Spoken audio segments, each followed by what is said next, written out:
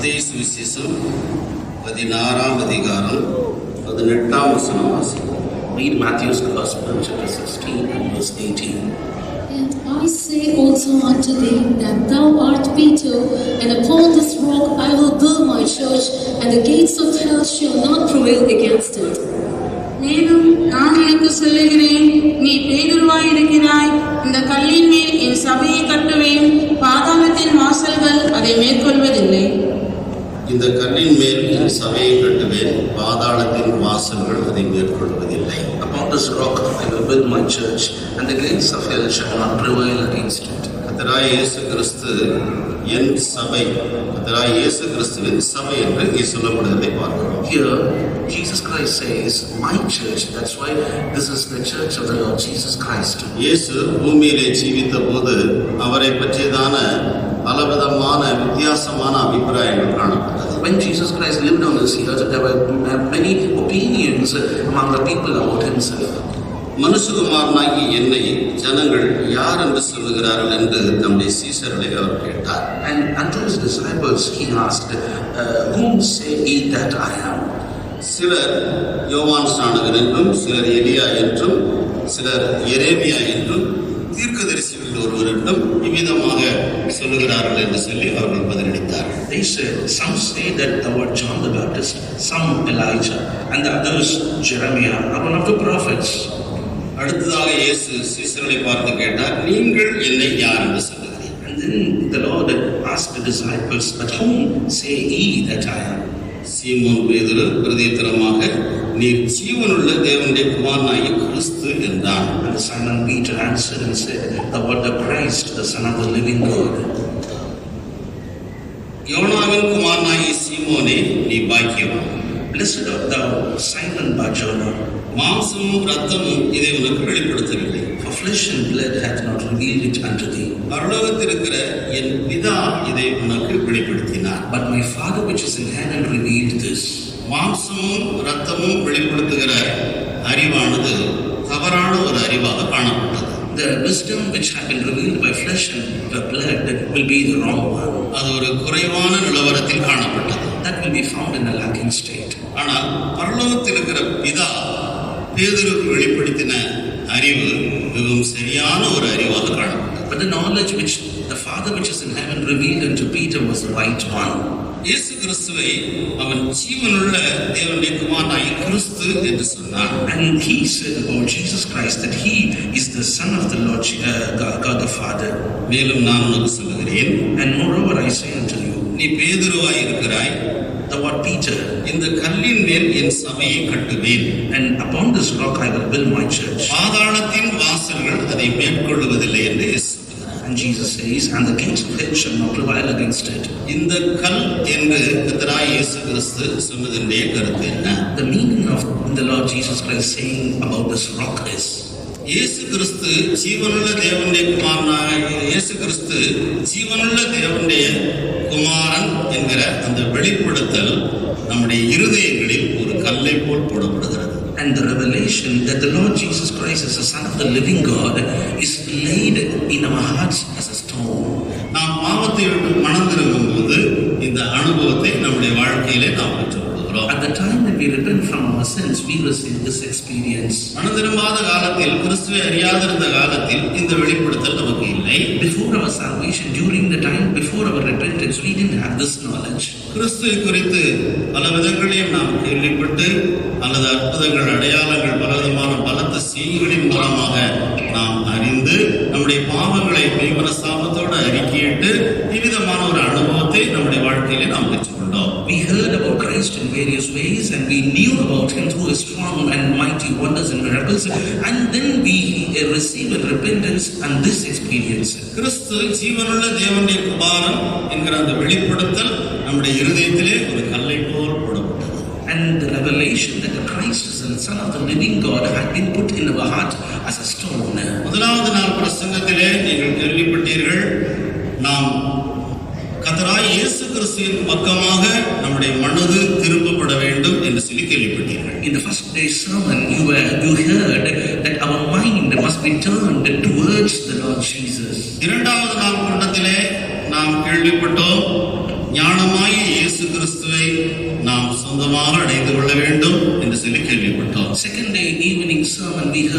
should have attained the Lord Jesus, who is the wisdom. அது நம்முடைய விருப்பமாக இருந்தது. And that was our desire. அதன் மூலமாக உண்டாகிற ஆசீர்வாதங்களை குறித்து நாம் கேள்விப்பட்டோம். And we heard about the blessings thereby.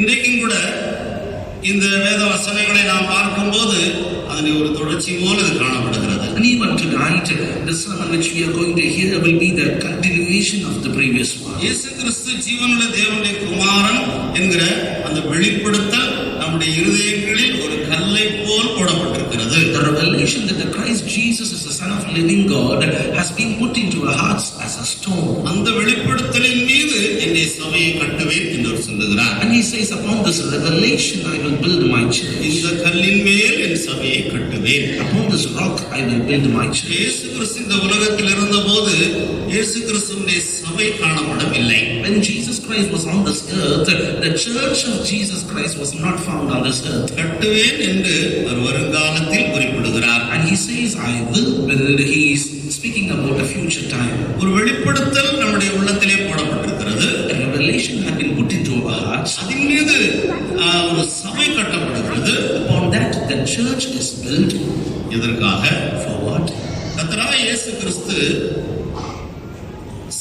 சபைக்கு அவர் தலையா இருக்கிறார் என்று சொல்லி நாம் படிக்கிறோம். When we read about the Lord Jesus Christ as he is the head of the church, சபை அவருடைய சரீரமாக இருக்கிறது என்று சொல்லி நாம் படிக்கிறோம். and the church is his body, we read.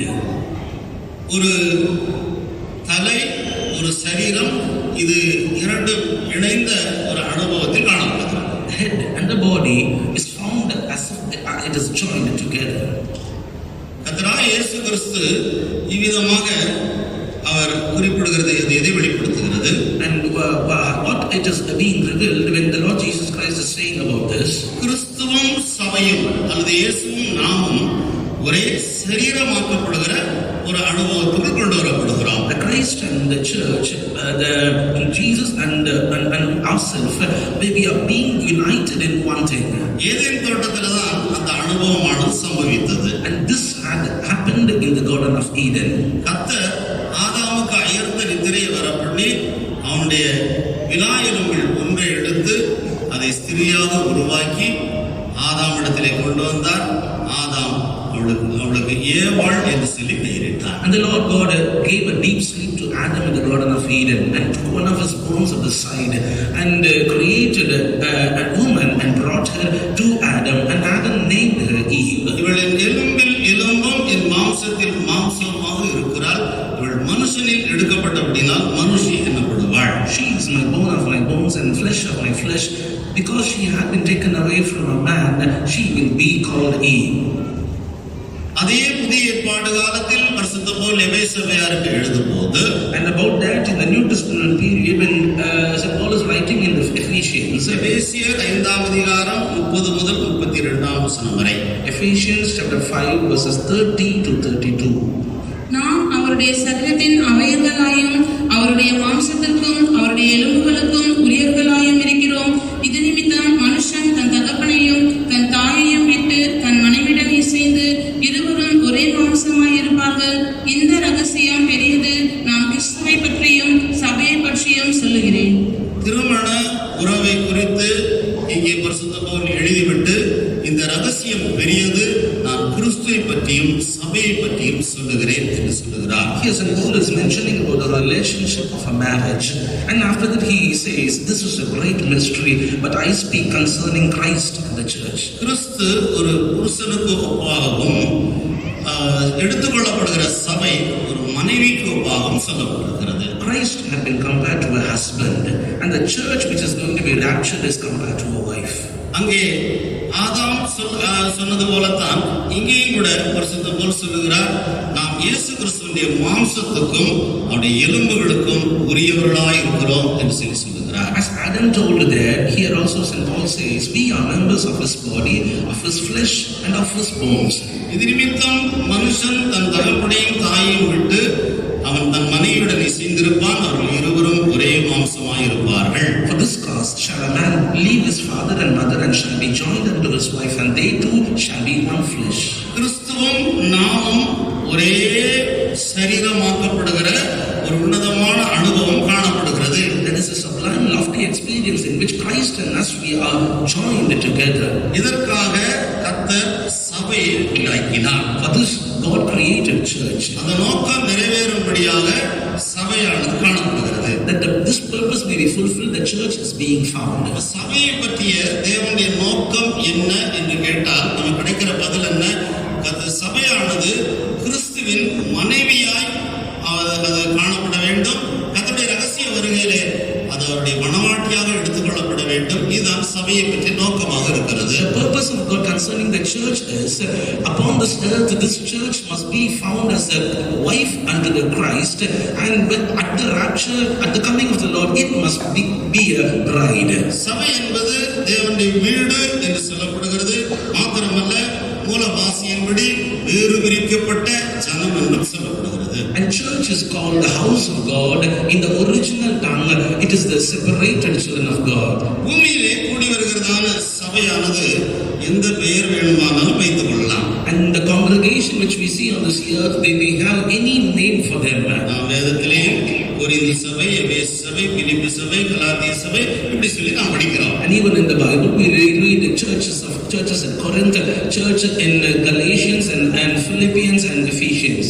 இதுபோல எத்தனையோ ஆயிரக்கணக்கான பெயர்களிலே பூமியிலே சபைகள் காணப்படுகிறது. Likewise, with thousands of names, many churches are found on this earth. அப்போஸ்தலர் நடவடிக்கைகள் 20ஆம் அதிகாரம் 28ஆம் வசனத்தை நாம் படிக்கும்போது, when we read Acts of the Apostles chapter 20 and verse 28, தேவன் தம்முடைய சுய ரத்தத்தினால் சம்பாதித்த சபை என்று சொல்லி பார்க்கிறோம். and there we read about the church which had been purchased with the blood of Jesus. தேவன் தம்முடைய சுய ரத்தத்தினால் சபையை சம்பாதித்தார். God had purchased church with his own blood. நாம் பாவத்தை விட்டு மனம் திரும்பி ஞானஸ்நானம் பெற்று அந்நிய பாஷை அடையாளத்தோடு பரிசுத்த ஆவியை பெற்றுக் கொள்ளும் போது கிறிஸ்துவின் சரீரமாகிய சபையாய் நாம் மாறுகிறோம். When we truly repent from our sins and when we are baptized with in water and when we receive the anointing of the Holy Ghost, we become a member in the church. அதைத்தான் 1 கொரிந்தியர் 12ஆம் அதிகாரம் 13ஆம் வசனத்திலே நாம் படிக்கிறோம். About which we read in 1 Corinthians chapter 12 and verse 13.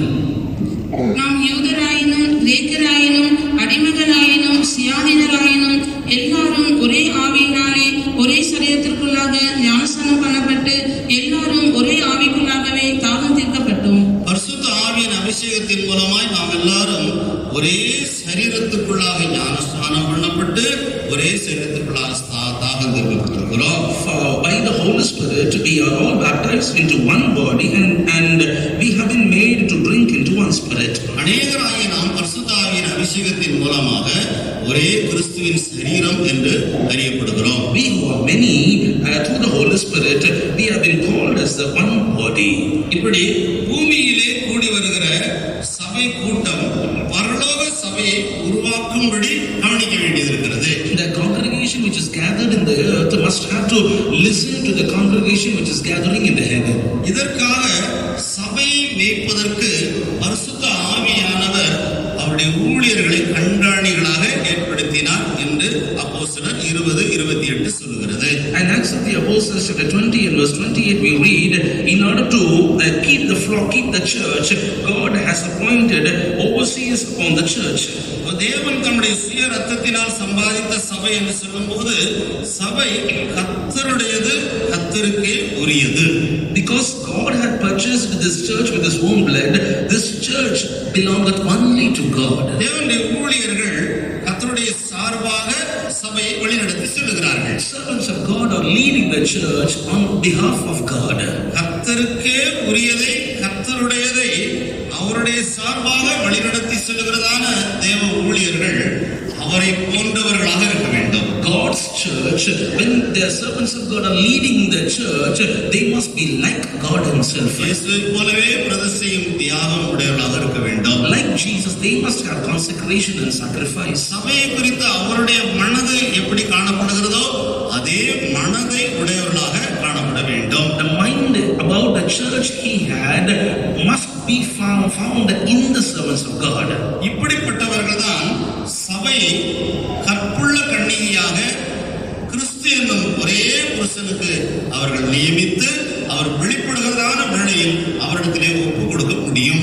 Only such servants of God can espouse, can appoint the church as a chaste virgin to one husband at his coming. அருமையானவர்களே, உங்களிலே சிலர் இந்த காரியங்களை அறியாதவர்களாக நீங்கள் இருக்கலாம். Beloved ones, few of you might have not yet known some things about this. இந்த கன்வென்ஷனிலே கலந்து கொண்டு ஏதாயிலும் பூமிக்குரிய நன்மைகள் ஆசீர்வாதங்களை பெற்றுக்கொள்ளும்படியாக நீங்கள் வந்திருக்க கூடும். You may have come here attending the convention to receive some earthly blessings. அல்லது இந்த ஐக்கியத்தை சேராமல் வேறு கிறிஸ்தவ சபையின் ஐக்கியங்களில் இருந்து நீங்கள் இந்த கன்வென்ஷனிலே பங்கு பெறும்படியாக நீங்கள் வந்திருக்க கூடும். Or otherwise, you might have come to this convention from various other Christian denominations.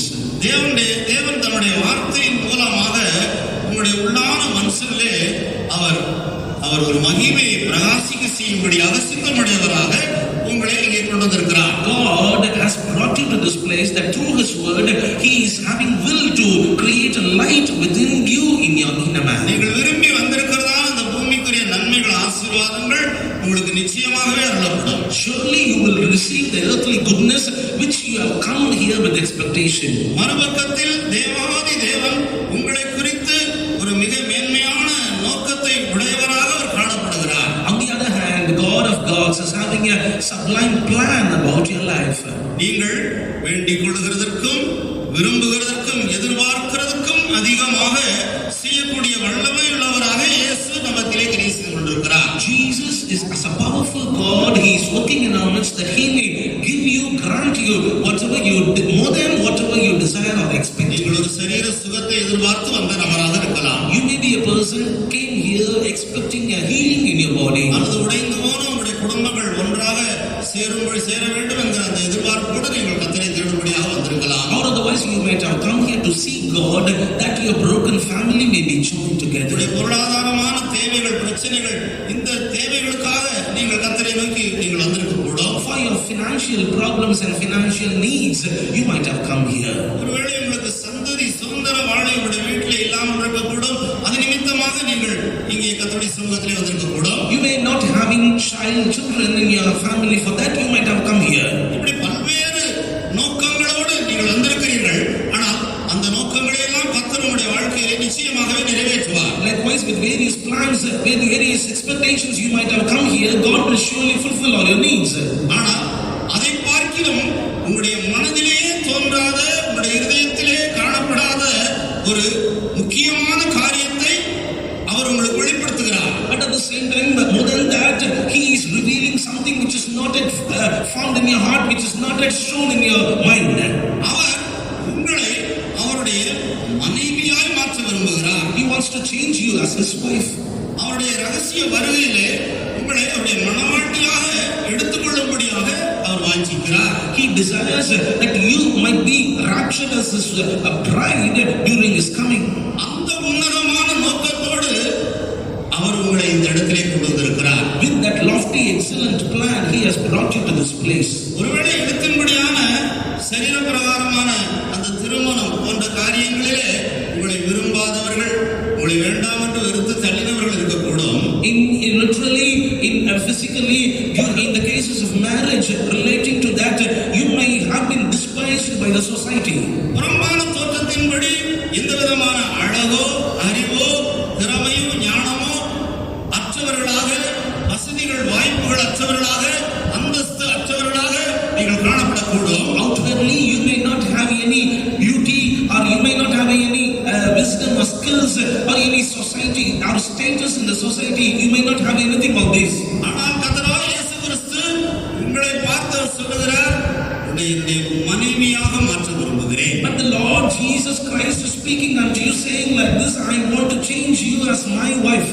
உன்னை என்னுடைய ரகசிய வருகையிலே உன்னை என்னுடைய மணவாட்டியாக நான் எடுத்துக்கொள்ளபடியாக நான் விரும்புகிறேன். I desire that I may take you away as a bride at the secret coming of myself. மத்திய ஆகாயத்தில் நடைபெறவிருக்கிறதான அந்த அவருடைய அந்த திருமணத்திலே அவருடைய மணவாட்டியாக எடுத்துக்கொள்ளும்படியாக அவர் விரும்புகிறேன் என்று அவர் சொல்லுகிறார். And He says that He is going to take you away as His own bride, and He is going to take you as His own bride at the wedding which is going to take place in the middle. அதற்காக நீ உன் வாழ்க்கையிலே அவருடைய எலும்பில் எலும்பாக, அவருடைய மாம்சத்தில் மாம்சமாக நீ காணப்பட வேண்டும் என்று அவர் உன்னை குறித்து அவர் உன்னோடு பேசிக் கொண்டிருக்கிறார். For that you must become a bone of his bones and flesh of his flesh. For that he is now speaking to you. கர்த்தருக்கு ஸ்தோத்திரம். Praise the Lord. கர்த்தராகிய இயேசு கிறிஸ்துவினுடைய அந்த பிறப்பு வம்ச வரலாறை பற்றி நாம் பார்க்கும்போது When we read about the birth of Jesus Christ and his descent, ஒரு மனிதனுடைய வம்ச வரலாறானது ஆண்களுடைய பெயரில் தான் சொல்லப்படும். a man's birth and man's history, generation will be mentioned in the name of a man. ஆனால் கர்த்தராகிய இயேசு கிறிஸ்துவினுடைய அந்த வம்ச வரலாறு அது ஸ்திரீயின் பெயரில் சொல்லப்பட்டிருக்கிறது. But the birth and the earth's history of the Lord Jesus Christ is mentioned with the name of a woman. அதைத்தான் மத்தேயு 1ஆம் அதிகாரம் 16ஆம் வசனத்திலே நாம் பார்க்கிறோம். And that we see in Gospel according to St. Matthew chapter 1 verse 16. யாக்கோபு மரியாளுடைய புருஷனாகிய யோசேப்பை பெற்றான். அவளிடத்தில் கிறிஸ்து எனப்படுகிற இயேசு பிறந்தார். மரியாளிடத்தில் கிறிஸ்து எனப்படுகிற இயேசு பிறந்தார். And of whom was born Jesus, who is called Christ.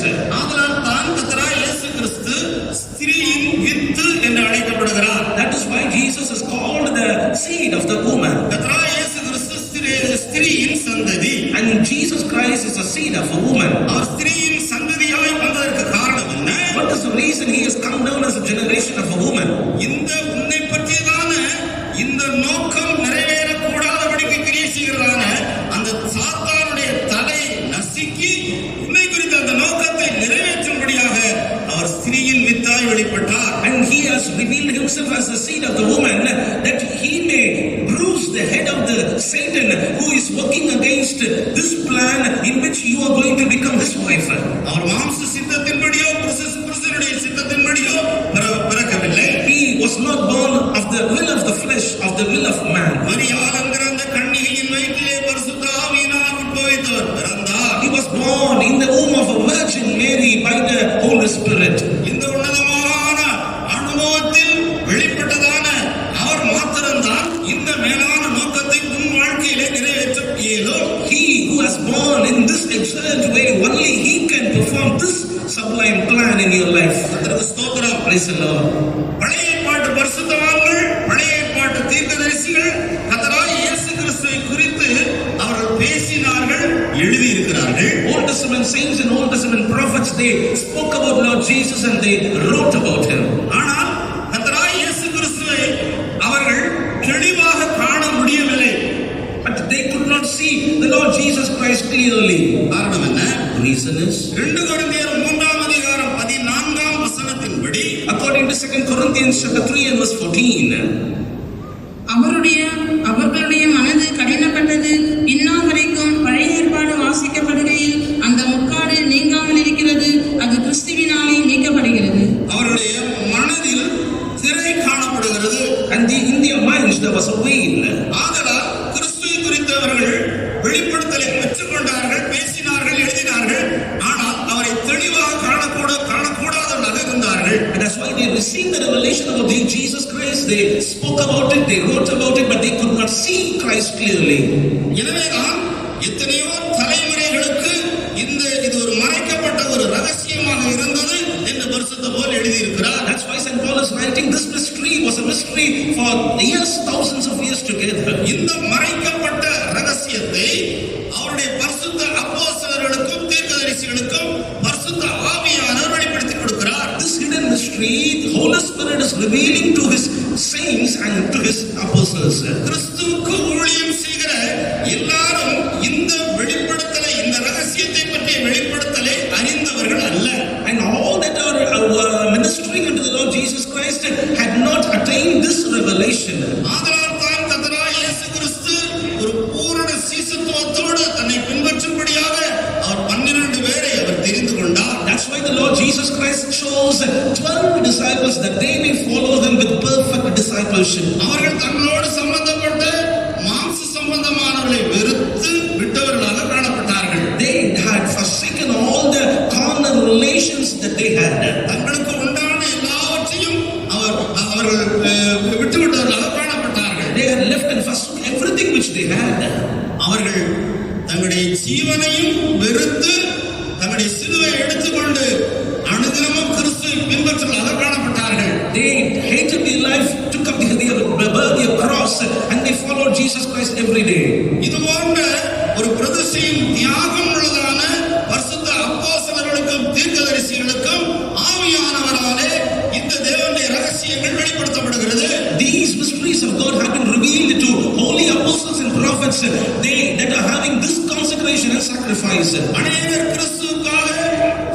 சுவிசேஷத்தை அறிவித்து ஊழியங்களை செய்கிறார்கள். அது விடுதலையின் சுவிசேஷம் என்று அழைக்கப்படுகிறது. பாவத்திலிருந்தும் வியாதியிலிருந்தும் பல்வேறு காரியங்களிலிருந்தும் ஜனங்கள் விடுவிக்கப்பட்டு ஆசீர்வதிக்கப்படுகிறார்கள். And many are doing the ministry unto the Lord Jesus Christ. They preach the gospel, that is the gospel of deliverance, and many are repenting from their sins and being delivered from their sicknesses.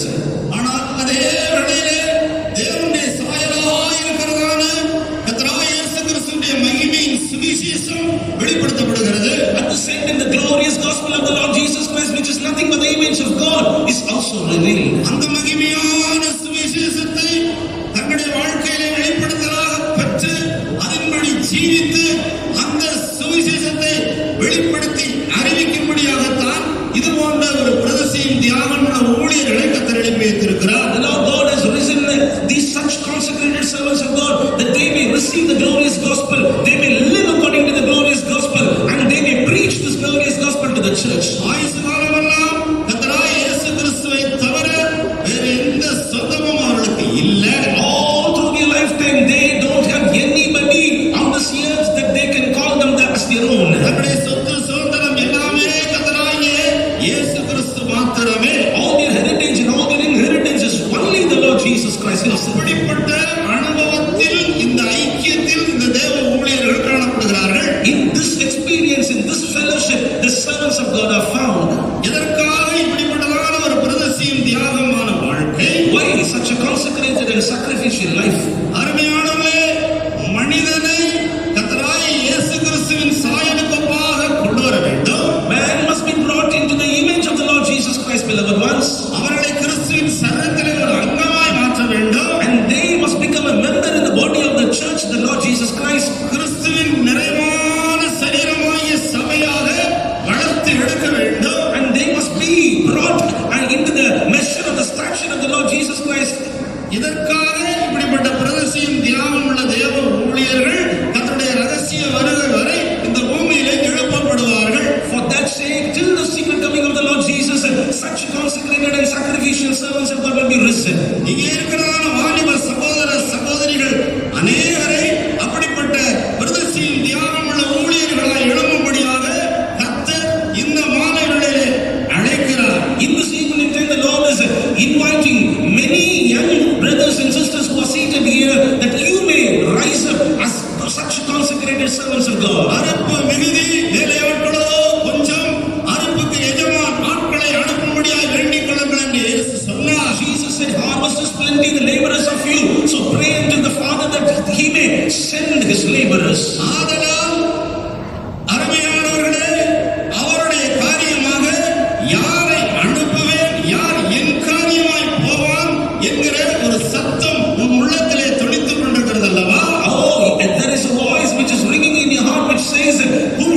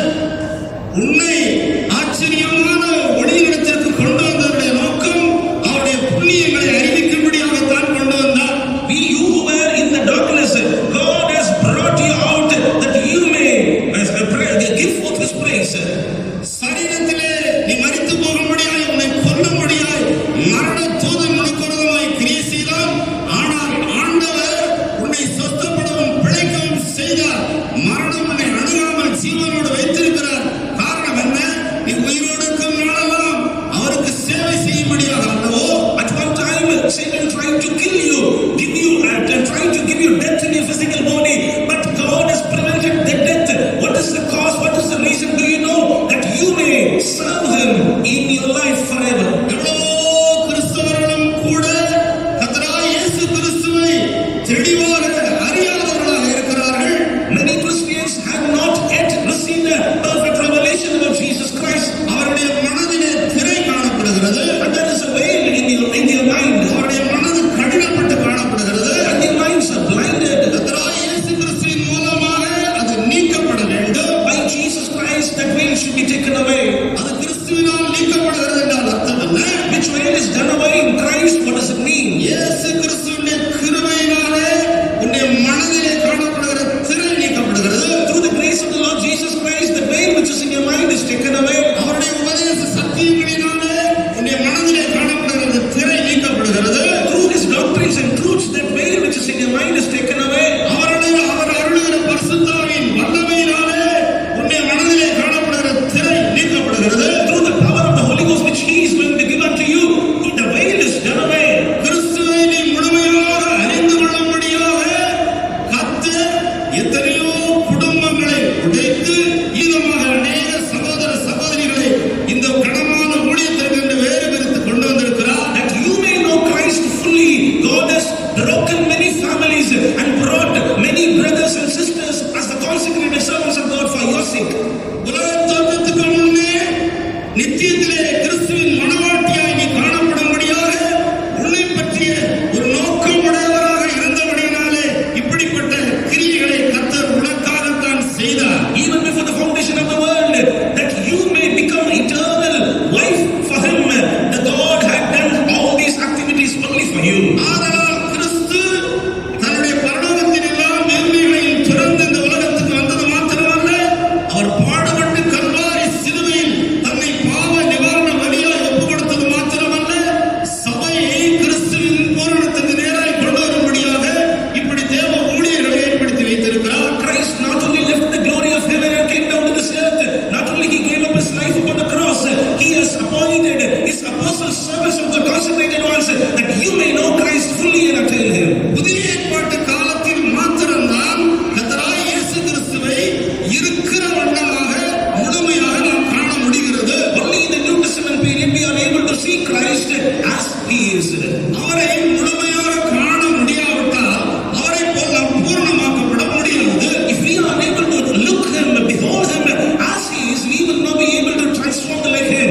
நாம் அவரை அறிகிற அறிவிலும் அவருடைய கிருபையிலும் வளரும்படியாக கர்த்தர் அவரை பற்றிய முழுமையான பூரணமான அறிவை கர்த்தர் நமக்கு போதிக்கிறார். That we may grow in His faith and in His knowledge, God is preaching that we may know Him fully.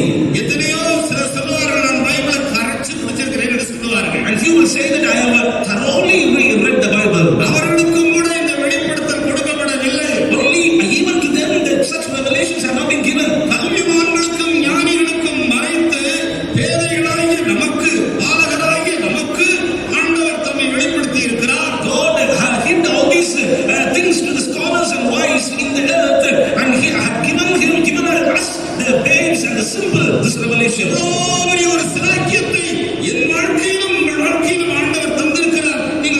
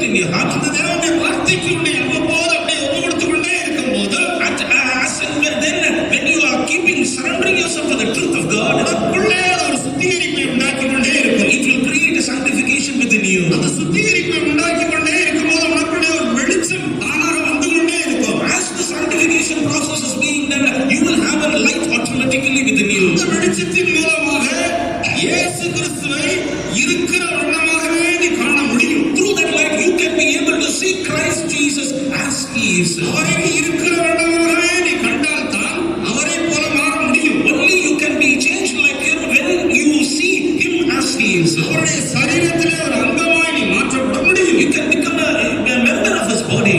கிறிஸ்துவின் நிறைவான சரீரமாகிய சபையாய் நீ வளர்ந்து பூர்ணமாக்கப்பட முடியும். You can be perfected like the church, which is the perfect measure of the stature of Christ Jesus. கர்த்தராகிய இயேசு கிறிஸ்துவை அவர் இருக்கிற வண்ணமாக நாம் காண முடியாவிட்டால் அவருடைய சபையை நாம் காண முடியாது. If we are unable to see Christ Jesus as He is, we will not be able to see the church also.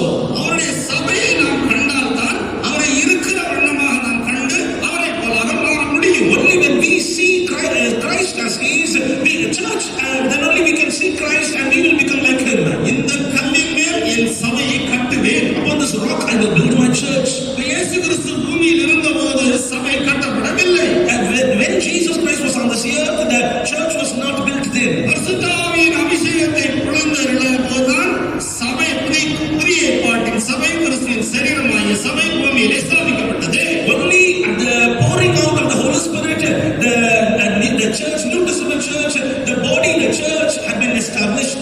இந்த உலகத்திலே தேவனுடைய சபை நாம் வைக்கப்பட்டிருக்கிறோம் என்று சொன்னால் இது ஒரு பெரிய அற்புதம், அடையாளம். And in this world, we have been kept in the church, which is a sign, which is a great wonder. வெளிப்படுத்தல் 12ஆம் அதிகாரம் முதல் 5 வசனங்களை நாம் படிக்கும்போது, When you read Revelation chapter 12 verses, first 5 verses, அன்றியும் ஒரு பெரிய அடையாளம் வானத்திலே காணப்பட்டது. ஒரு ஸ்திரீ சூரியனை அணிந்திருந்தாள். அவள் பாதங்களின் கீழே சந்திரனும் அவள் சிரசின் மேல் 12 நட்சத்திரமுள்ள கிரீடமும் இருந்தன. அவள் கர்ப்பவதியாய் இருந்து பிரசவ வேதனை அடைந்து பிள்ளை பெறும்படி வருத்தப்பட்டு அலறினாள். அப்பொழுது வேறொரு அடையாளம் வானத்திலே காணப்பட்டது.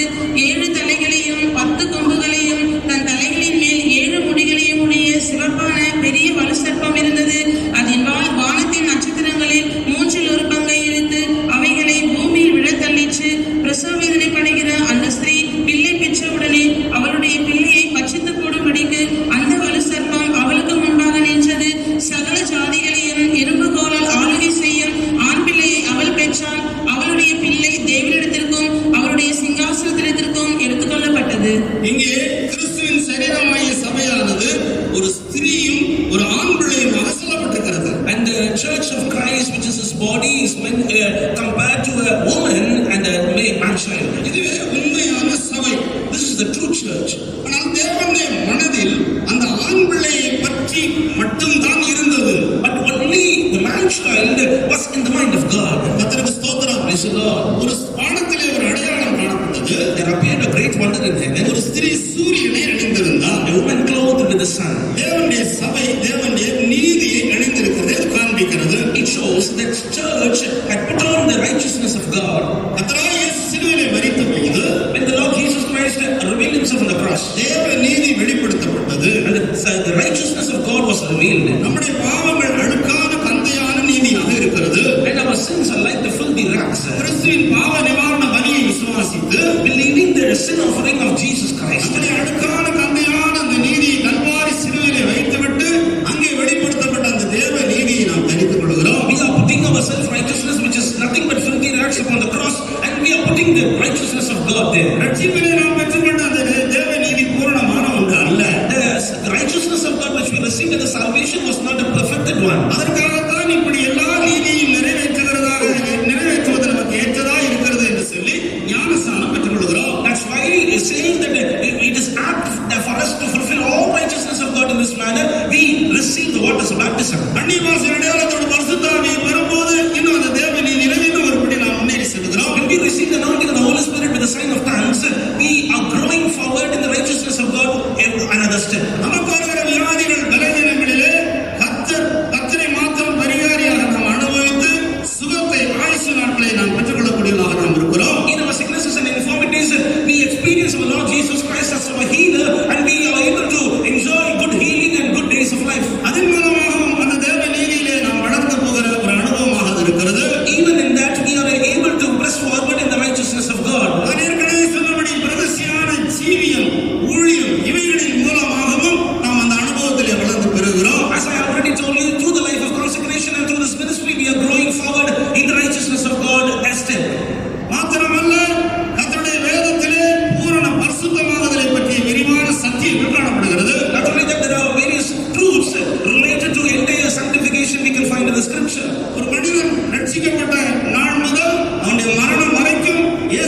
இயேசுவின் ரத்தத்தினால் பரிசுத்தமாக்கப்படுகிற அனுபவம் காணப்படுகிறது. From the day of his birth, from the day of his salvation till his death, in a man's life there is a sanctification by the blood of Jesus Christ. ஞானஸ்நானம் பெற்றது முதல் வசனத்தினால் பரிசுத்தமாக்கப்படுகிற அனுபவம் மரணம் வரைக்கும் நீடிக்கிறது. Right from the day of his water baptism till his death, there is a sanctification by the word of God is done in his life. பரிசுத்த ஆவியின் அபிஷேகத்தை அந்நியவாச அடையாளத்தோடு பெற்றுக்கொண்டது முதல் ஆவியினால் பரிசுத்தமாக்கப்படுகிற அனுபவம் நம்முடைய மரணம் வரைக்கும் காணப்படுகிறது. Right from the day when we receive the anointing of the Holy Spirit with the sign of speaking in tongues till our death, there is a sanctification which is done in our life by the Holy Ghost. கிறிஸ்துவை போன்ற ஒரு பரிசுத்தத்தின் பூரணத்தை அடைந்து கொள்ளும்படியாக தேவனுடைய வார்த்தைகள் இவ்விதமாக தெளிவாக காணப்படுகிறது. The words of God are very clear that we may attain the perfection in sanctification, in holiness like Christ Jesus. பரிசுத்தமாவதை பற்றிய உபதேச சத்தியங்கள் எல்லா கிறிஸ்தவ சபைகளிலும் போதிக்கப்படுவது இல்லை, அது அவர்களுக்கு தெரியும். In all the Christian churches,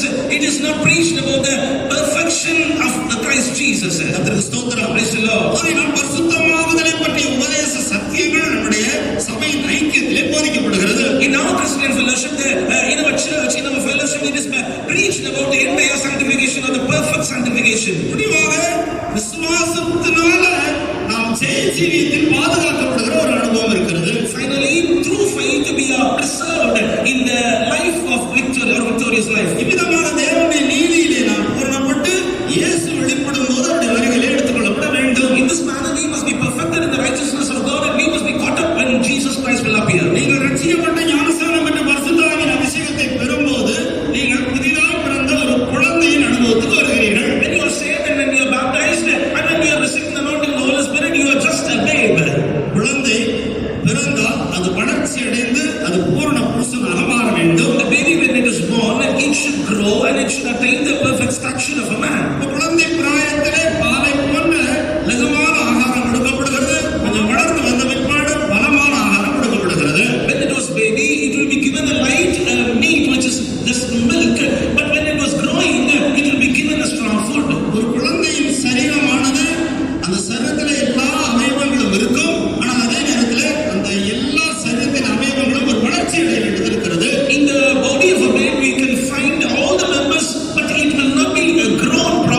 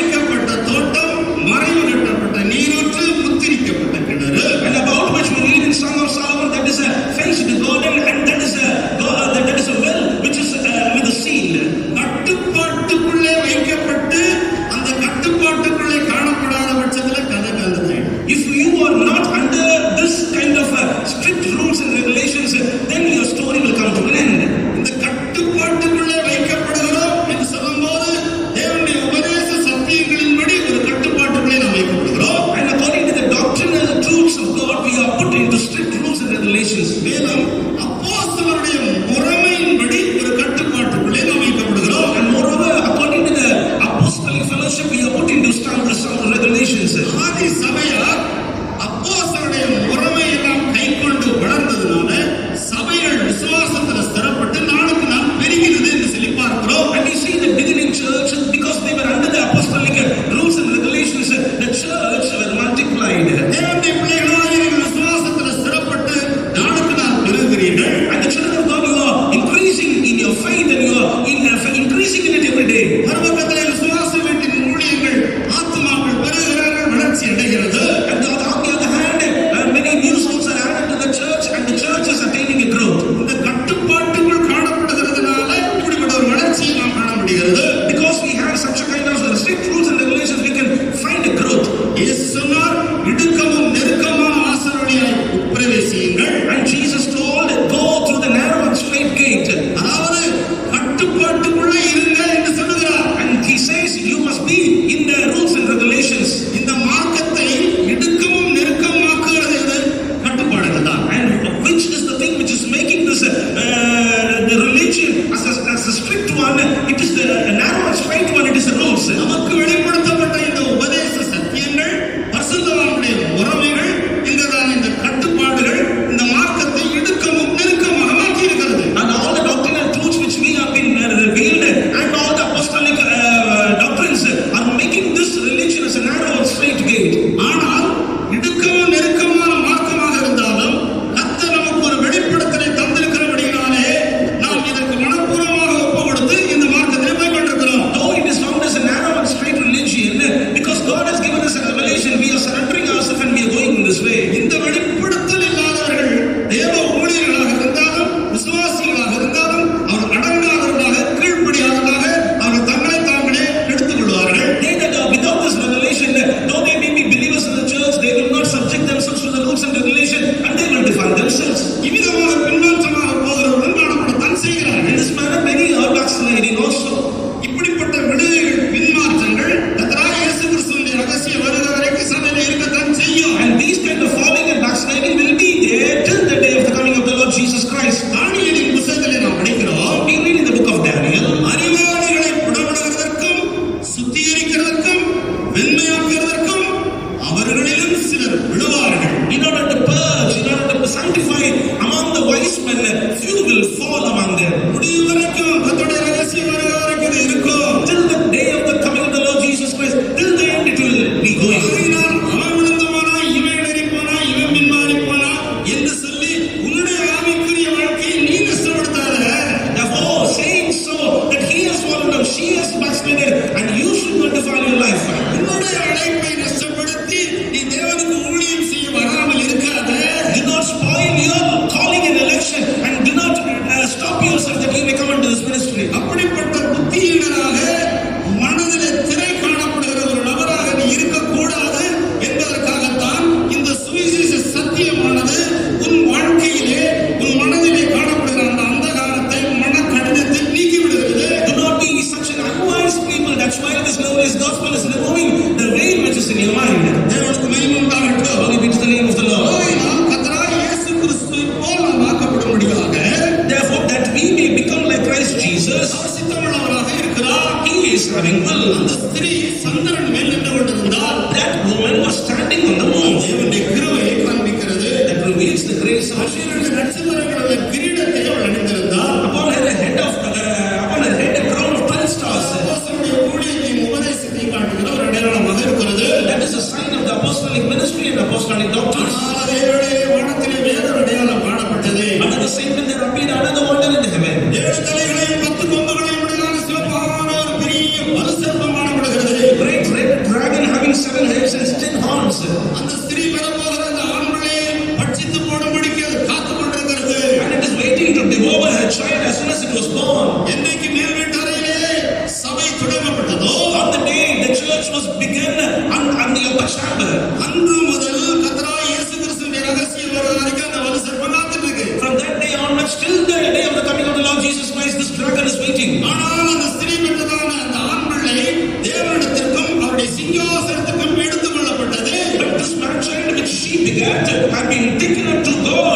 his throne. அந்த ஸ்திரீ சபையாக காணப்படுகிறது. And a woman was the church. ஆனால் அந்த ஸ்திரீ பெறப்போகிற ஆண் பிள்ளையின் மீது மாத்திரம்தான் கர்த்தர் முழு கவனத்தையும் வைத்திருக்கிறார், என் முழு சிந்தையும் வைத்திருக்கிறார் என்று நான் ஏற்கனவே உங்களுக்கு சொன்னேன். As I already told you, Lord is paying full attention. Lord is having his full mind only upon the man child which that woman is going to beget. நீங்கள் அந்த அப்போஸ்தல பிரதிஷ்டித்த தேவனுடைய சபையிலே நீங்கள் ஒரு அங்கமாக காணப்படலாம். You may be member in this apostolic fellowship in the church. அதே வேளையிலே தேவனுடைய ஆண் பிள்ளையாய் நீங்கள் மாற்றப்பட வேண்டிய அவசியமாக இருக்கிறது. But at the same time, you might should be become as a victorious man child. மாத்திரமல்ல, அந்த வலுசர்ப்பத்தின் வாயில் அகப்படாமல் நீங்கள் கர்த்தருடைய வருகையிலே எடுத்துக்கொள்ளப்பட்டவருடைய நித்திய சிங்காசனத்தை சுதந்திரிக்க வேண்டியதாக இருக்கிறது. And moreover, you should not be caught up into the mouth of the dragon, but instead you should be caught up to God and to his throne. ஆகவே இப்படிப்பட்ட ஒரு காரியத்தை முன் வாழ்க்கையிலே நிறைவேற்றும்படியாக கர்த்தர் தம்முடைய ஆவியானவரை கொண்டு வைராக்கிய வாஞ்சையாய் உன்னோடு போராடி கொண்டிருக்கிறார். That's why having this desire, the Lord Jesus Christ, through his Holy Spirit, with all zeal, he's striving with you. பரிசுத்த பவுலை போன்ற தேவ வைராக்கியமுள்ள தேவ ஊழியர்களை கர்த்தர் எழுப்பி தந்து இன்னும் வரைக்கும் கிரியை செய்து கொண்டு வருகிறார். Like Paul, the Lord is raising many servants of God with zeal.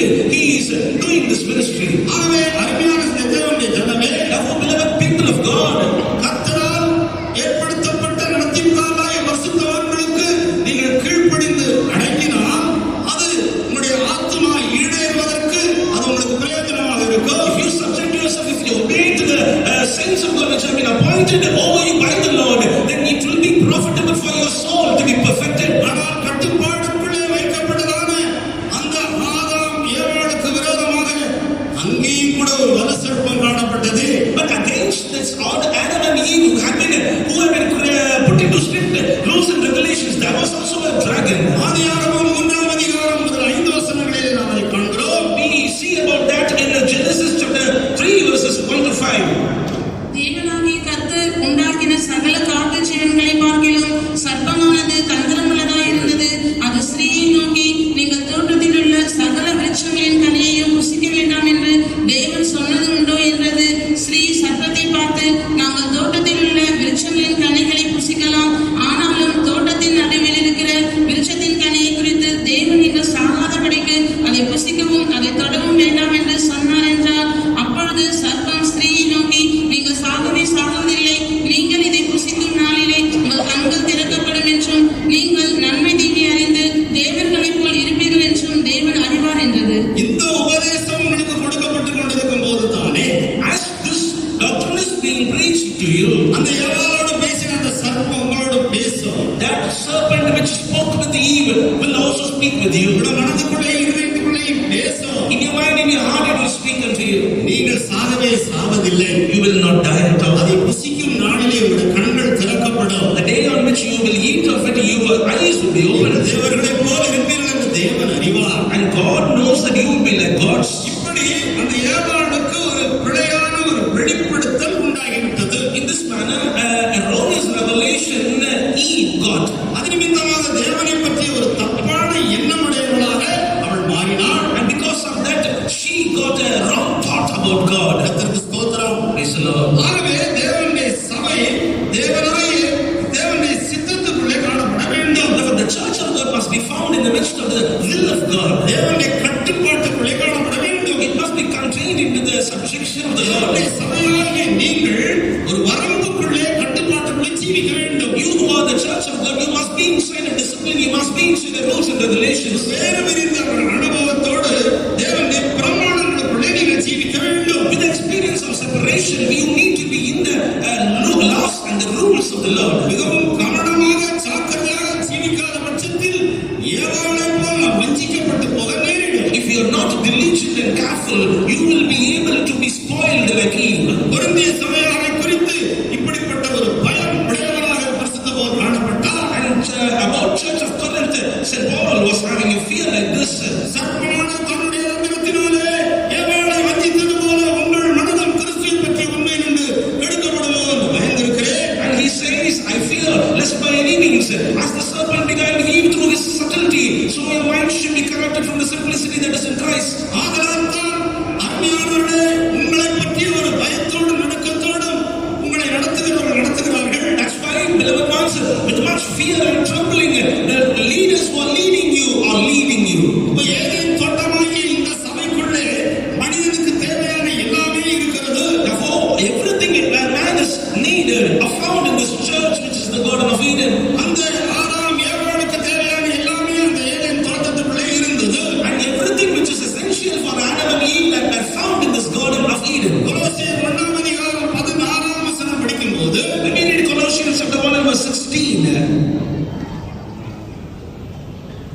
ஏனென்றால் அவருக்குள் சகலமும் சிருஷ்டிக்கப்பட்டது. அவருக்குள் சகலமும் சிருஷ்டிக்கப்பட்டது. Everything had been created in him. அதாவது இயேசு உன்னை பார்த்து சொல்லுகிறார், நீ எனக்குள்ளதான் ஜீவிக்கணும். And Jesus is speaking unto you like this, you must live in me. நீ இந்த ஏதேன் தோட்டத்துக்குள்ள நீ எனக்குள்ளதான் நீ ஜீவிக்க வேண்டும். In the Garden of Eden, in me you should live. அவருக்குள் எல்லாம் சிருஷ்டிக்கப்பட்டிருக்கிறது. Everything has been created in him. நீ அவரை விட்டு வெளியே போய் எதையாவது சாப்பிட்டேன்னா ஏவாளை மாதிரி வஞ்சிக்கப்பட்டு போக நேரிடும். If you go out of him and if you eat something, you may be beguiled like that Eve by the serpent. ஆகினால்தான் பாரம்பரியமான சபைகள் சத்தியங்கள் தவறான போதனைகளை போதிக்கிறவர்கள் இவர்களை விஷயத்திலே நீங்கள் கவனமாக இருக்க வேண்டியது அவசியமாக இருக்கிறது. Therefore, it is very essential that we must be diligent concerning the traditional truths and the erroneous doctrines.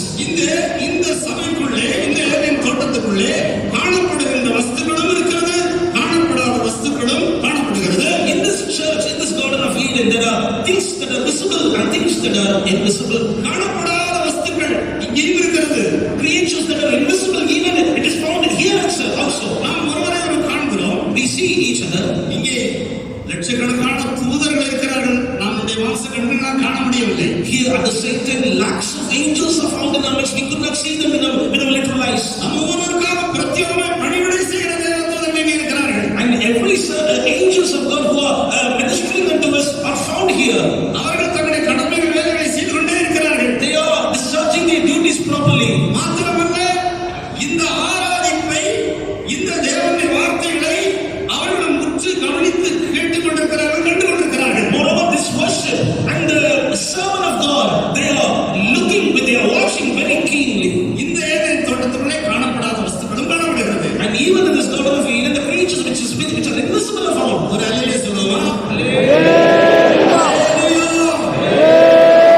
இந்துவான தூதன் உன்னை வஞ்சித்து விடுவான். The fallen angel may beguile you. ஆனால் இங்கே பரிசுத்த தூதர்கள், நமக்காக பணிவிடை செய்யும்படியாக கொடுக்கப்பட்ட தூதர்கள் காணப்படாத வஸ்துக்களைப் போல நமக்கு கிரியை செய்து கொண்டிருக்கிறார்கள். The holy angels are working on our behalf as living creatures which are invisible in our sight. கர்த்தருக்கு ஸ்தோத்திரம். Praise the Lord. கொலோசியர் 1:17 நாம் படிக்கும்போது, When we read Colossians chapter 1 verse 17, அவர் எல்லாவற்றிற்கும் முந்தினவர், எல்லாம் அவருக்குள் நிலைநிற்கிறது. எல்லாம் கிறிஸ்துவின் வல்லமையினால் சர்வ சிருஷ்டியும் அவருக்குள் நிலை நிற்கிறது. by the power of Christ, every creature is consistent in him. சிருஷ்டிப்பின் காலத்தை எடுத்துக்கொள்ளுங்கள். Take the days of creation, எல்லா சிருஷ்டியும் இயேசு கிறிஸ்துவுக்குள் இன்னும் நிலைச்சிருக்கு. and every creation are abiding in Christ Jesus still. அவருக்குள் எல்லா சிருஷ்டியும் நிலை நிற்கிறது. In him, every creation is abiding. எல்லாவற்றையும் அனுபவித்துக் கொள்ள நாம் கிறிஸ்துவுக்குள்ளேயும் சபைக்குள்ளேயும் ஜீவிக்க வேண்டும். Therefore, to enjoy and experience everything, we need to be in Christ in church.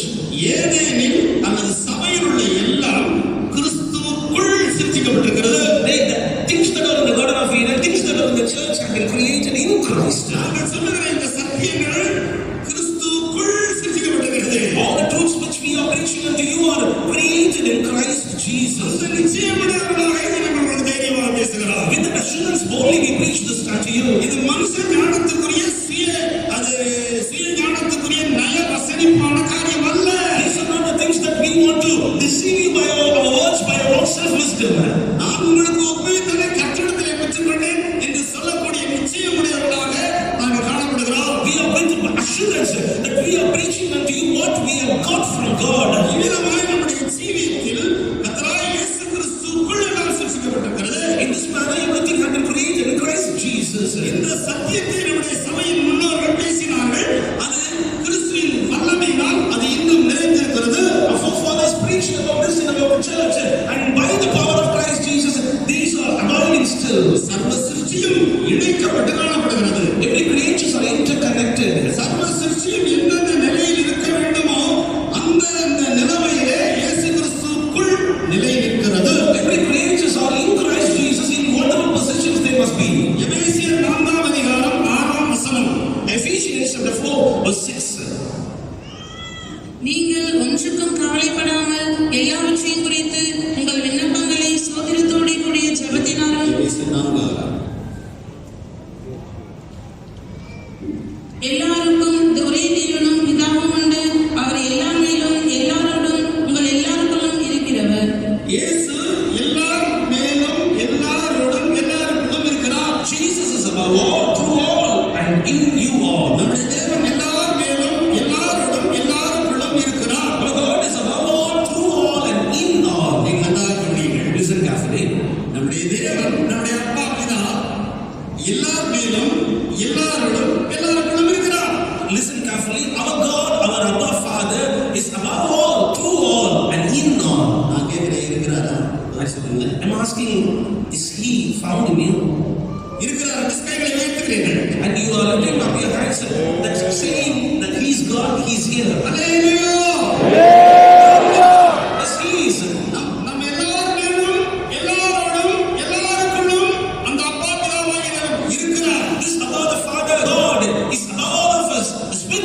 us and healing all of us. இந்த சமயம் ஏதேன் தோட்டத்துக்குள்ளே இது நமக்கு கிடைத்த ஒரு சிலாக்கியம். In this Garden of Eden, this is the great privilege which we have attained. அவர் இருக்கிறார் என்று எனக்கும் உங்களுக்கும் எப்படி தெரிகிறது? How you and I came to know that He is.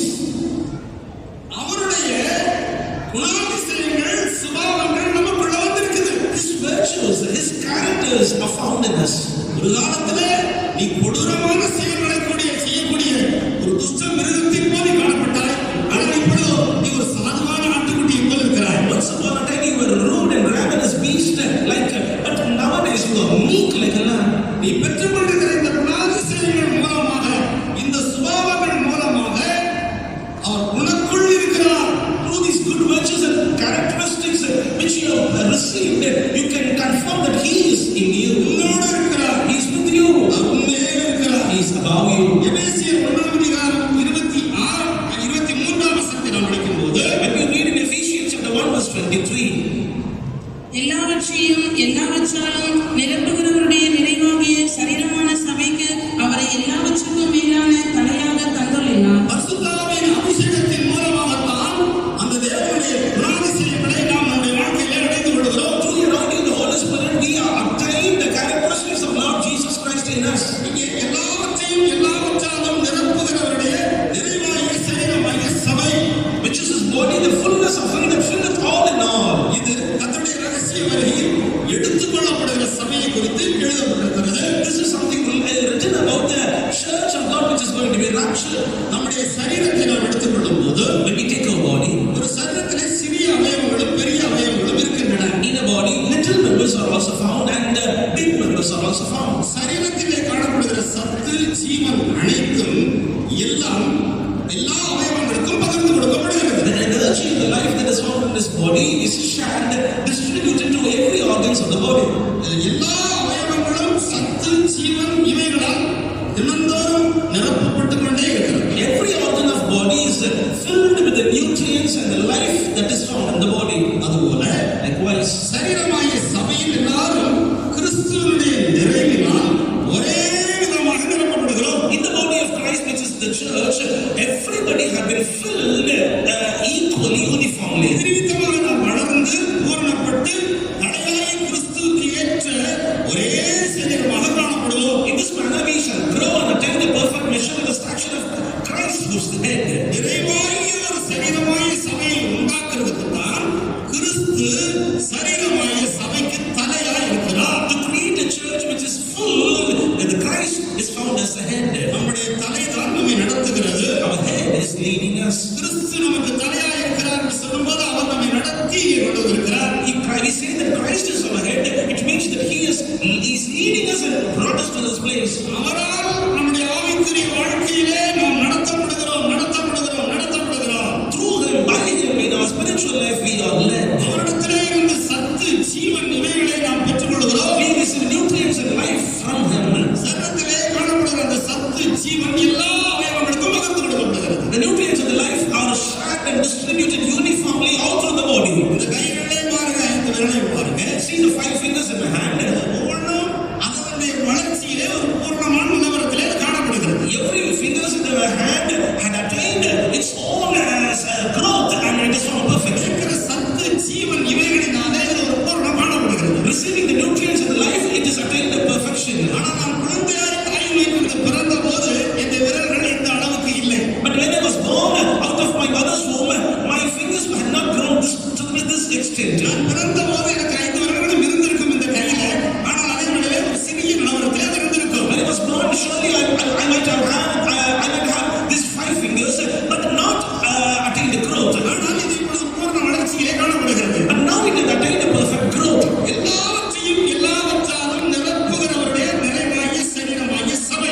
And which is His body, the fullness of Him that filleth all in all. கிறிஸ்துவினுடைய அந்த சத்து, ஜீவன் இவைகளினாலே நாம் நிரப்பப்படுகிறோம். Through the nutrients of the life of Christ Jesus, we are filled. இதற்கு மகிமை உண்டாவதாக. Glory be to God. ஆகவே இந்த காரியத்தை செய்து முடிக்காமல் இயேசு விடமாட்டார். Therefore, Jesus will not leave without doing this thing. ஒரு குழந்தை பெற்றதான தாயினுடைய தவிப்பினாக இருக்கும். What is the earning of a mother which begat a child? குழந்தையை வளர்த்து ஒரு பூர்ண புருஷனாக வளர்க்க வேண்டும் என்கிற ஒரு தவிப்பு அவளுக்கு இருக்கும் அல்லவா? She will be happy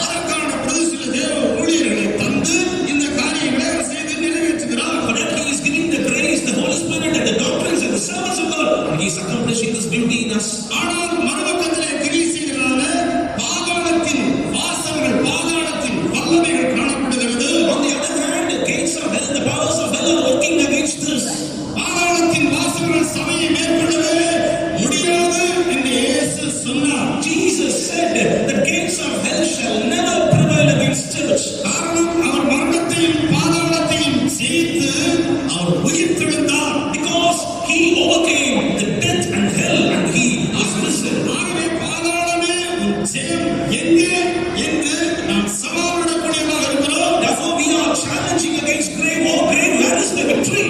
பாதாளத்தின் வல்லமைகள் இந்த ஆவிக்குரிய வாழ்க்கைக்கு விரோதமாக போராடக்கூடும். The powers of grave, the powers of hell may strive against the spiritual life. நாம் நிறைவான சரீரங்களை சபையை வளர்த்து பூர்ணமாக்கப்பட கூடாதபடிக்கு போராடக்கூடும். These powers may work against us, that we may not attain the perfect measure of the stature of Christ Jesus. ஆனால் நாமோ பாதாளமே ஜெயம் எங்கே என்று கேட்கக்கூடியவர்களாக இருக்கிறோம். But we are supposed to challenge against grave, say grave, where is the victory? இந்த ஜெயத்தை இயேசு நமக்கு ஏற்கனவே சம்பாதித்திருக்கிறார். Our Jesus had already earned this victory for us. விசுவாசத்தினால அந்த ஜெயத்தை நாம் அனுபவித்து வருகிறோம். By faith we enjoy this victory every day. நாம் ரூத்தின் புத்தகம் 3ஆம் அதிகாரம் 18ஆம் வசனத்தை நாம் படிக்கும்போது When we read in book of Ruth chapter 3 verse 18, அப்பொழுது அவள், என் மகனே, இந்த காரியம் என்னமாய் முடியும் என்று நீ அறிய மட்டும் பொறுத்திரு.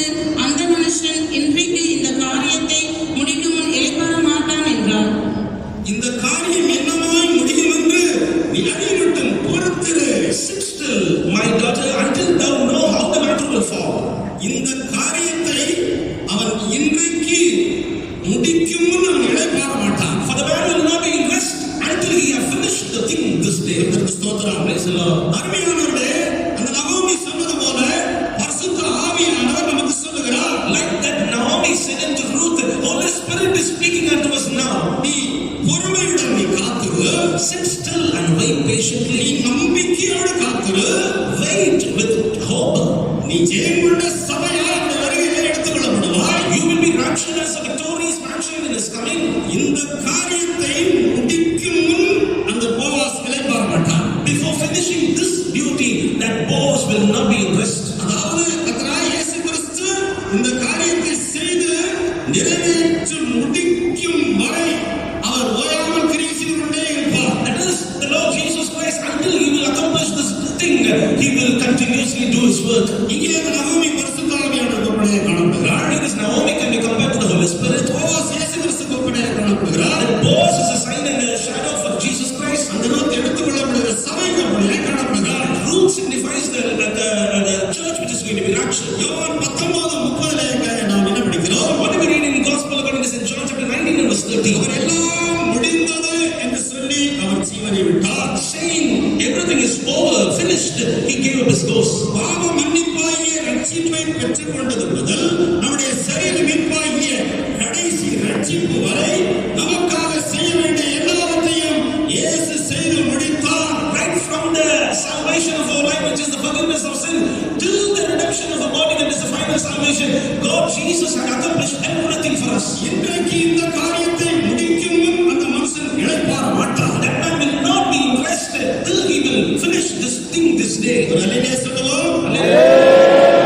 பிலிப்பியர் 1ஆம் அதிகாரம் 5ஆம் வசனத்தை நாம் படிக்கும்போது When we read Philippians chapter 1 verse 5, நம்மிலே நற்கிரியை துவங்கினவர் அதை இயேசு கிறிஸ்துவின் நாள் பரியந்தம் முடிய நடத்தி வருவார் என்று நம்பி நாம் வாழ்ந்து கொண்டிருக்கிறோம். we believe confidently that he which hath begun a good work in us will perform it until the day of Jesus Christ. அந்த மனிதன் இன்றைக்கு இந்த காரியத்தை முடிக்கும் முன் நினைப்பார மாட்டான். That man will not be in rest until he have finished this thing. அதாவது கர்த்தராகிய இயேசு கிறிஸ்துவால் நமக்காக கிரியை செய்யாமல் அமர்ந்திருக்கவே முடியாது. That is, Jesus Christ cannot be in rest without doing this duty for us.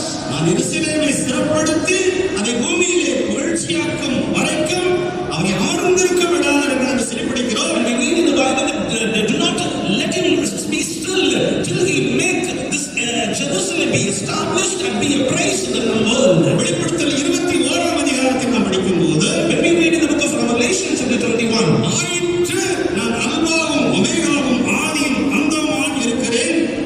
and everything is over, I am the Alpha and Omega, I am the beginning and the end. ஆயிற்று என்று சொல்லுகிறார். And he says it is finished. அதாவது நிறைவான சரீரமாகிய சபையை உன்னை சபையாக உன்னை வளர்த்து உருவாக்கி எடுத்து ஆயிற்று என்று சொல்லுகிறார். And he says, I have brought yourself as a perfect church. That's why he says it is done.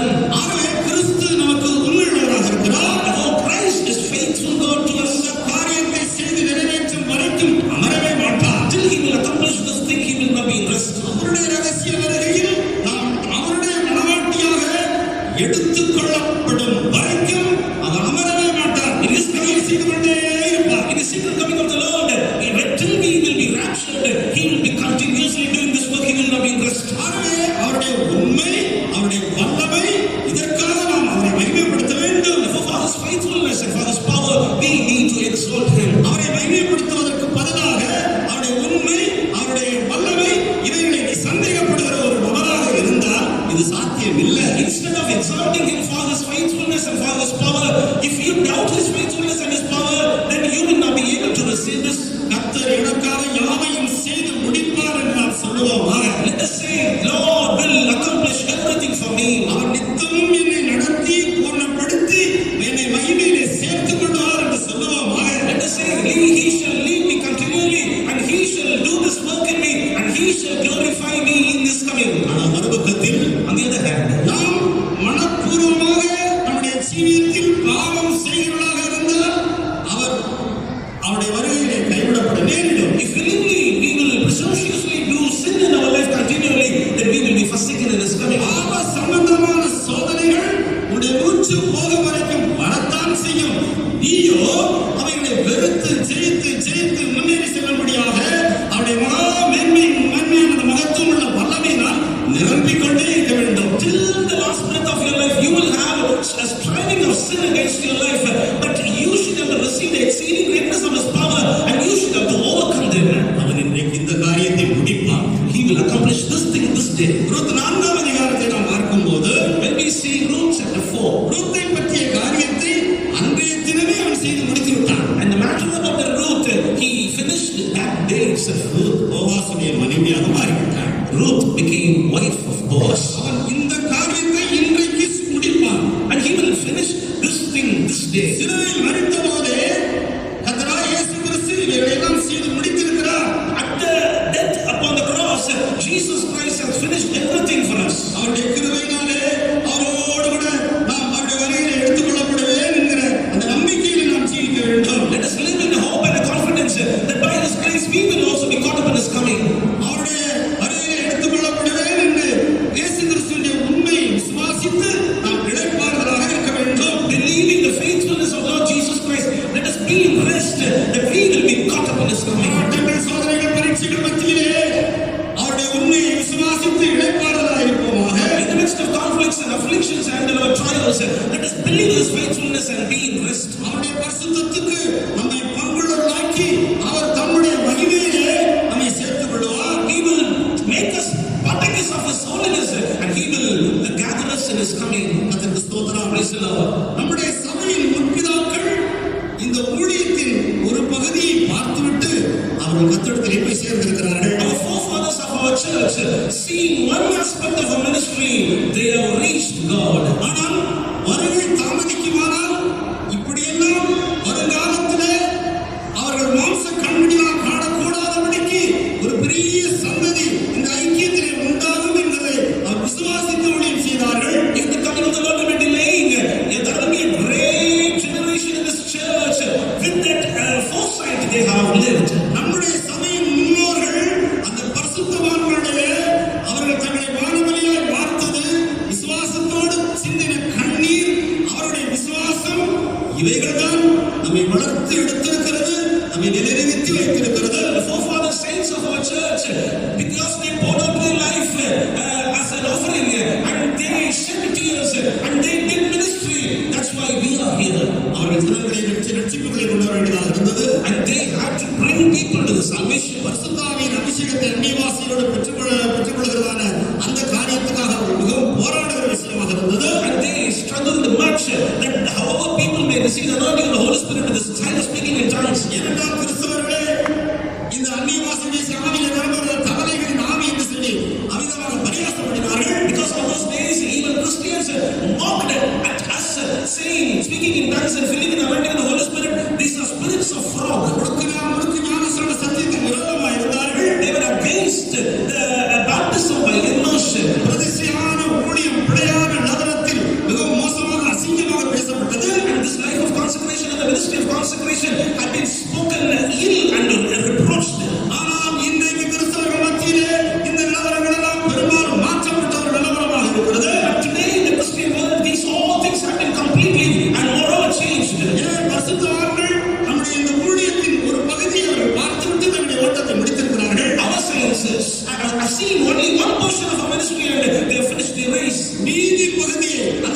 முடிவை நாம் பார்க்க போகிறோம். The remaining or the end we are going to see. இயேசு இந்த காரியத்தை செய்து முடிப்பார். Jesus will finish this duty. அவருடைய மாசற்ற மனவாட்டியாக அவருடைய வருகையிலே நாம் சேர்க்கப்படுவோம். His bride without any spot, we will be caught up in his coming. அப்படிப்பட்ட ஒரு காலகட்டத்தில் நாம் வாழ்ந்து கொண்டிருக்கிறோம். We are coming to such a time. கர்த்தருக்கு ஸ்தோத்திரம். Praise the Lord. பரிசுத்த ஆவியின் அபிஷேகத்தை பெறாதவர்களால் இந்த தேவனுடைய மனதை சரியாக விளங்கிக் கொள்ள முடியாது. They that not yet have received the Lord in the Holy Spirit cannot understand this mind of God. ஆகவேதான் தேவனுடைய மனதை நீங்கள் சரியாக விளங்கிக் கொள்ளும்படியாக அந்நிய பாஷை அடையாளத்தோடு யாவரும் பரிசுத்த ஆவியின் அபிஷேகத்தை பெற்றுக்கொள்ள வேண்டிய அவசியம். Therefore, in order to understand the mind of God clearly, it is very essential that you must need to receive the word in the Holy Spirit and speaking in tongues. நாங்களும் இந்த சுவிசேஷத்தை பரலோகத்தில் இருந்து அனுப்பப்பட்ட பரிசுத்த ஆவியை கொண்டுதான் நாம் உங்களுக்கு போதிக்கிறோம். Even we preach this gospel by the Spirit of the Holy Spirit, which have been sent unto us from the heaven. அதற்கு மகிமை உண்டாகட்டும். Glory be to God. எபேசியர் 5ஆம் அதிகாரம் 30 முதல் 32 வசனம் வரைக்கும் நாம் பார்க்கும்போது When we see Ephesians chapter 5 verses 30 to 32, நாம் அவருடைய சரீரத்தின் அவயங்களாயும் அவருடைய மாம்சத்திற்கும் அவருடைய எலும்புகளுக்கும் உரியவர்களாயும் இருக்கிறோம். இது நிமித்தம் மனுஷன் தன் தகப்பனையும் தன் தாயையும் விட்டு தன் மனைவியுடன் சேர்ந்து இருவரும் ஒரே மாம்சமாயிருப்பார்கள். இந்த ரகசியம் பெரியது. நான் கிறிஸ்துவை பற்றியும் சபையை பற்றியும் சொல்கிறேன். நாம் மணவாளனாகிய இயேசு கிறிஸ்துவின் சரீரத்தின் அவயவங்களாக நாம் இருக்கிறோம். we are the members of the bridegroom who is Lord Jesus. இயேசு கிறிஸ்துவினுடைய மாம்சத்துக்கும் எலும்புகளுக்கும் உரியவர்களாக இருக்கிறோம். We are belonging to the flesh of Jesus and bones of Jesus. கிருபையும் சத்தியமும் நிறைந்தவராக நமக்குள்ளே வந்து வாசம் பண்ணினார். He dwelt in us, filled with grace and truth. அவருடைய சத்தியத்துக்கும் கிருபைக்கும் உரியவர்களாக நாம் இருக்கிறோம். We are belonging to His grace and to His truth. அதைத்தான் அவருடைய எலும்புகளுக்கும் மாம்சத்துக்கும் உரியவர்களாக நாம் இருக்கிறோம் என்று சொல்லி பார்க்கிறோம். And that we see as we are of His flesh and we are of His bones. சாதாரணமாக எழுதிவிட்டவர் சொல்லுகிறார், நான் ஒரு பெரிய ரகசியத்தை உங்களுக்கு அறிவிக்கிறேன் என்று சொல்லுகிறார். After writing these ordinary things, he says, I am going to preach you a great mystery. மணவாளனாகிய கிறிஸ்து நம்மை பார்த்து, நீ என் எலும்பில் எலும்பும் என் மாம்சத்தில் மாம்சமாய் இருக்கிறாய் என்று சொல்லுகிறார். Bridegroom Christ is speaking unto us, saying like this, you are my bone of my bones and you are the flesh of my flesh. அருமையானவர்களே, சரியாய் கவனியுங்கள். Beloved ones, listen carefully. இயேசு உங்களை பார்த்து என்ன சொல்லுகிறார் சொல்லுங்கள். Say what Jesus Christ is saying to you. இயேசு நம்மை பார்த்து என்ன சொல்லுகிறார்? What is Jesus Christ saying unto நீ you? என் எலும்பில் எலும்பும் என் மாம்சத்தில் மாம்சமாக இருக்கிறாய். You are the bones of my bones and the flesh of my flesh. கர்த்தருக்கு ஸ்தோத்திரம். Praise the Lord. அது எதை வெளிப்படுத்துகிறது? What does it show? அதாவது நீ அவருடைய மனவாட்டியாக போகிறாய். அந்த ஸ்தானத்தை வேறு யாரும் எடுக்க முடியாது. You are going to become His bride and nobody can take that position. நீ என் எலும்பில் எலும்பும் என் மாம்சத்தில் மாம்சமாய் இருக்கிறாய் என்று இயேசு இந்த பிரதரை பார்த்து சொல்லும்போது, When Jesus is speaking against His brother, that you are the bone of my bones and flesh of my flesh. உள்ளே மறைந்திருக்கிற கருத்து என்ன? What is the hidden truth in it? உன்னுடைய மனவாட்டியின் ஸ்தானத்தை ஒரு வாயில எடுக்க முடியாது. And the position of your bride will not be taken by anyone. எந்த பேயும் பிசாசு எடுக்க முடியாது. No, the devil or demon will pluck it away. வான மண்டலங்களிலே உள்ள பொல்லாத ஆவிகள் அதை எடுக்க முடியாது. The evil spirits in the high places cannot take it away. எந்த சாத்தானுடைய வல்லமை எடுக்க முடியாது. No satanic power will take it away. போராட்டம் உண்டு. But we have striving. அவர் என்ன செய்கிறார்? What He is doing, தம்முடைய கிருபையை பொழிந்து விடுகிறார். He is pouring out His grace, சத்தமே பொழிந்து விடுகிறார். pouring out His power. பரிசுத்தாவின் சக்தியினால் அக்கினியினால் அபிஷேகம் விடுகிறார். He is anointing us with the Holy Spirit and fire. பரிசுத்த ஆவியானவர் அக்கினியாய் இவருக்குள்ளே கிரியை செய்ய As the Holy Spirit will working in His brother and with fire and fire. இவரை பற்றி அந்த நோக்கம் நிறைவேறக்கூடாதபடிக்கு போராடுகிற பிசாசின் வல்லமைகள் அது தூரவே நிற்கும். இல்லாட்டால் கிட்ட வந்தால் அந்த அக்கினியிலே எரிஞ்சு சாம்பலா விடுது. All the powers of demon which are working against this brother, the plan of God will be standing afar. If it comes near him, by the fire it will be consumed. இப்படித்தான் இந்த ஜெய ஜீவியத்தில் நடந்து வருகிறோம். இந்த ஆவிக்குரிய வாழ்க்கையை நாம் செய்து வருகிறோம். In this manner we do this victorious life and we grow in the spiritual life.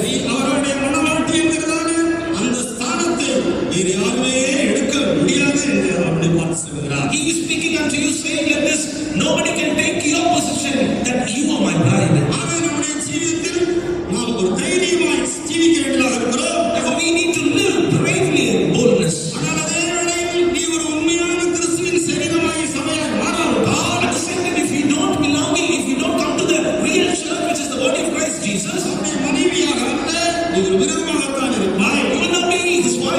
orchestrated like a beast. ஆதலால்தான் கர்த்தர் நாட்டு மிருகங்கள், காட்டு மிருகங்கள், ஆகாயத்து பறவைகள் எல்லாவற்றையும் ஆதாமுக்கு முன்பாக கொண்டு வந்தார். That's when the Lord brought all the animals, all the wild animals before a house of the year before Adam. Adam அவைகளுக்கெல்லாம் பேரிட்டான். Adam gave name to everybody. ஆதாமுக்கோ ஏற்ற துணை இன்னும் காணப்படவில்லை. Still Adam did not get a proper help meet for him.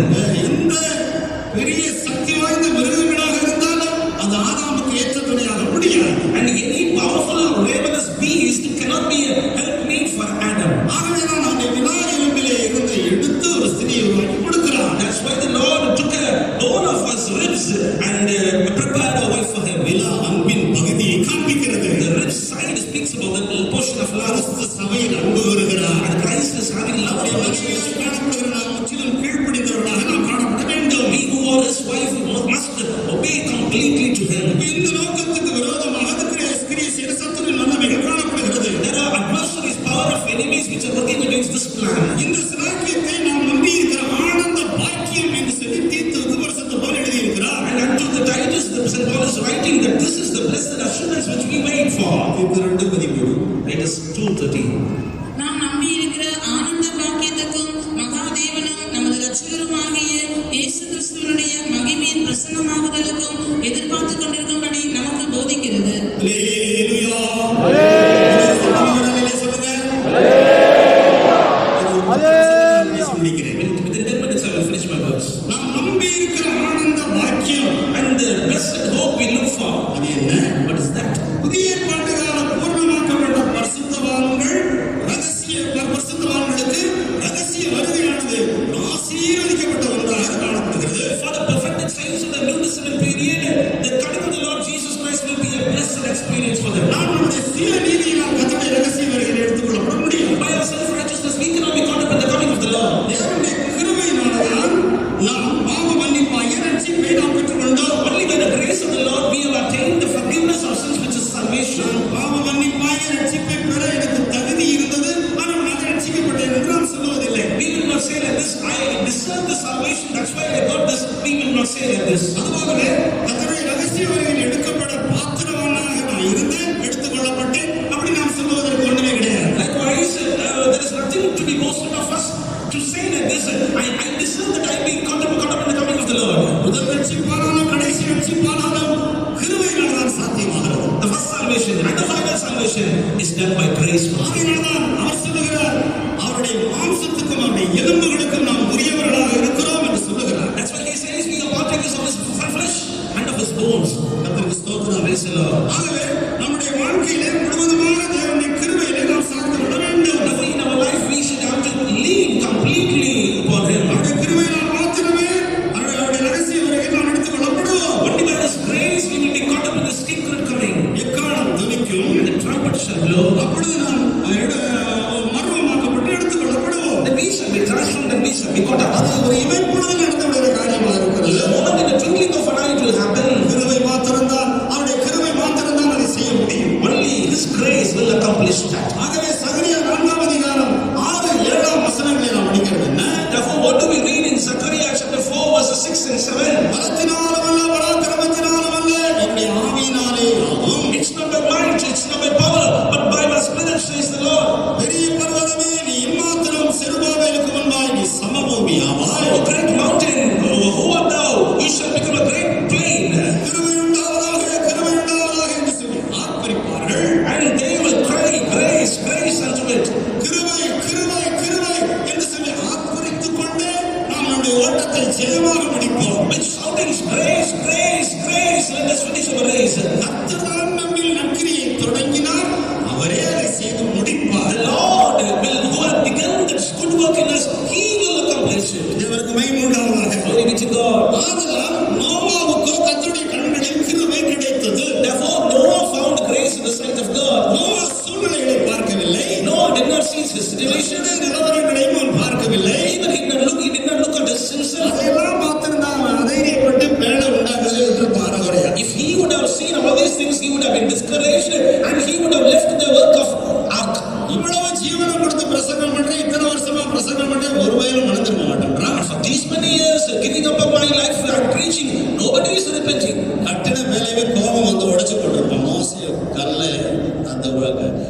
பிரமாணங்கள் எழுதப்பட்ட கல்லை உடைச்சு போட்டது போல. As Moses broke the tablets of stone on which the law was inscripted, he would have broken the ark on which he was built. சூழ்நிலைகளையோ தன்னையோ பார்க்கவில்லை, அவன் கர்த்தருடைய கண்களையே பார்த்து கொண்டிருந்தான். He did not look upon the situation either himself, but he rather looked upon the eyes of the Lord. அந்த கண்களிலே இருந்து கிருபை கிருபை கிருபை வந்து கொண்டே இருக்கிறது. From those eyes, grace, grace, grace is proceeding. கிருபை கிருபை கிருபை என்று சொல்லிக்கொண்டே ஜீவிக்கிறான், ஊழியங்களை செய்து கொண்டே இருக்கிறான். And he is saying grace, grace, and he is doing the work. சுவிசேஷத்தை பிரசங்கிக்கிறான், பிழையை உண்டு கொண்டே இருக்கிறான். He preached the gospel and he built the ark. என்ன ஆச்சரியம்! What? தேவனுக்கு மகிமை உண்டாவதாக. Glory be to God. அருமையானவர்களே, நாமும் கூட நம்முடைய சூழ்நிலைகளை நம்மே பார்க்க வேண்டாம். Beloved ones, let us not look upon the situation either ourselves. நம்மோட போராடுகிற பேய் பிசாசு மனுஷன் இந்த வல்லமை பார்க்க வேண்டாம். Let us not look upon the people and the demonic spirits which are working against us. மற்றவர்கள்